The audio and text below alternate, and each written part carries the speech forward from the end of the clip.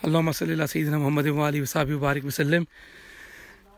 इस वक्त मैं किला खैबर की बिल्कुल बुलंद जगह पर मौजूद हूँ।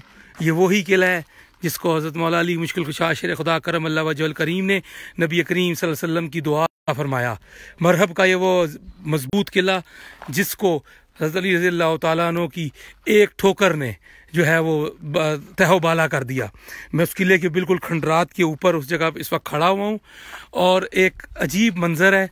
चारों तरफ जो है ये यहूदियों की आबादी थी और इस जगह पर 7 किले थे, उनमें से 5 फतह हो गए थे। सबसे मजबूत किला ये था, जब मुसलमान नीचे से ऊपर आने की कोशिश करते थे तो उन पर तीरों की बौछार होती थी।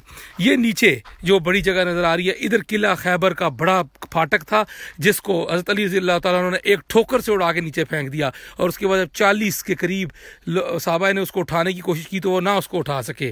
तो ये वो जहाँ पर ही मरहब के साथ जो है वो उनका मुकाबला हुआ और आपने मरहब को एक ही बार में उसका काम तमाम कर दिया। ये हज़ारा साल वो पुराने खंडरात जिन्होंने हमारे प्यारे नबी करीम सल्लल्लाहु अलैहि वसल्लम और प्यारे सहाबा किराम रिज़वानुल्लाहि तआला अलैहिम अजमईन की ज़ियारत की और आज अल्हम्दुलिल्लाह हमें भी इस मकाम पर आने की तौफीक हासिल हुई। मकाम में इबरत है ये मकाम कि बड़े बड़े जो हैं वो हुक्मरान वो ख़त्म हो जाते हैं और रह जाता है नाम सिर्फ अल्लाह वालों का। आज अगर हमें भी यहाँ कोई चीज़ लेकर आई है तो नबी करीम सल्लल्लाहु अलैहि वसल्लम की मोहब्बत और सहाबा किराम रिज़वानुल्लाहि तआला अलैहिम अजमईन की मोहब्बत लेकर आई है कि हम भी देखें कि उन्होंने जज्बा ईमानी से सरशार होकर इन कुफ़ार का किस तरह मुकाबला किया और उनका मुकाबला करके उनको ज़मीन बोस कर दिया। तो ये वो किला है। नीचे असल में कनेक्शन बिल्कुल लो है, मैंने वीडियोस रिकॉर्ड की हैं लेकिन कुछ मंजर जो है वो दिख रहा है। मतलब ये अंदर खंडरात हैं और अंदर ही मतलब इस पूरा किला जो है वो ऐसा ही है।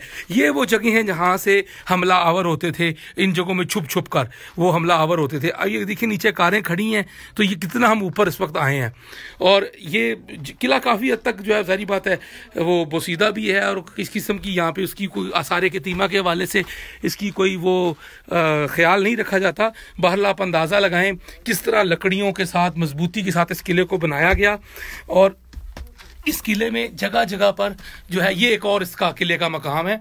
यहाँ से इस किले की मजबूती की बड़ी वजह ही ये थी कि यहाँ पर से वो ऊपर से बैठकर मानों पर तीर बरसाते थे। ये सामने जो है ये नीचे पूरा जो है वो मंजर नजर आता है। किला चारों तरफ को जो है वो दुश्मनों को के ऊपर नज़र रखने के लिए एक मजबूत मकाम था। तो जो है सुबह अल्हम्दुलिल्लाह जगह की ज़ियारत हुई और नबी करीम सल्लल्लाहु तआला अलैहि वसल्लम के प्यारे सहाबा किराम रिज़वानुल्लाहि तआला अलैहिम अजमईन ने जिस हिम्मत और जज्बे के साथ इस जगह पर यहूदियों को घुटने टेकने पर मजबूर किया, वो इसलिए भी काबिल दीद है कि आज भी यहूदियों की जो किताबें हैं और आज जदीद जो वॉरफेयर है उसके अंदर जब जिक्र होता है तो किला खैबर में हजूर नबी करीम सल्लल्लाहु अलैहि वसल्लम की हिकमत अमली का ज़रूर जिक्र किया जाता है।